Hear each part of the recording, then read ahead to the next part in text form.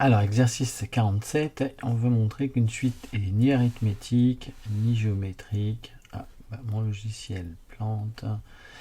Si, c'est bon. Alors voilà, la suite est définie de façon explicite. UN, c'est défini par n carré moins 3n plus 5, et on vous demande de calculer U0, U1, U2. Donc on reprend cette formule, on remplace n par 0, on obtient 5. Si on recommence en remplaçant n par 1, j'obtiens 3. Et j'obtiens encore 3 quand je remplace n par 2. Alors, vous ne voyez pas en double, j'ai simplement mis 2 fois les réponses parce que je vais les utiliser pour la suite. Alors, est-ce que la suite est arithmétique? De toute évidence, non. Regardez tout simplement. Quand je passe de 5 à 3, j'enlève 2. Et ici, j'ajoute rien du tout.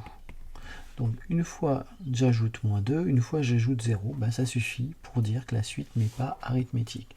Alors, par contre, comment on peut le rédiger? Souvent on aime bien cette rédaction-là. On va dire qu'on calcule U1 moins U0. Alors U1, on a dit que ça valait 3.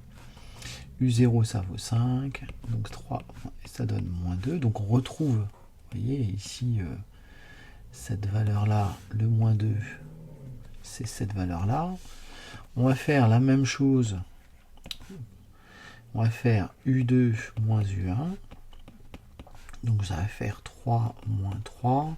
Et j'obtiens 0. Et ce 0 là, hop, c'est celui-ci. Vous voyez. Et ça suffit, ça, pour dire que la suite n'est pas arithmétique. La suite n'est pas arithmétique.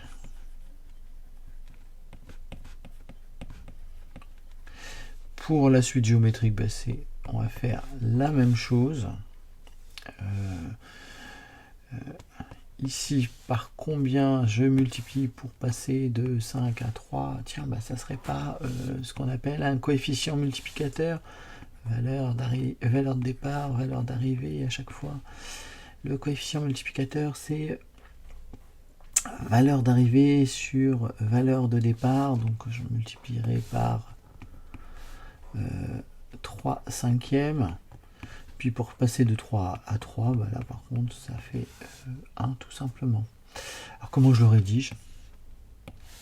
Je vais dire, je vais faire U1 sur U0, donc ça fait 3 sur 5. Et je vais faire U2 sur U1, ce qui donne 3 sur 3, ce qui donne bien 1. Ce 1, c'est celui-là. Et le 3 cinquième, c'est celui-là. D'accord? Et donc, comme je n'ai pas la même chose, j'en déduis que la suite n'est pas géométrique. La suite n'est pas géométrique.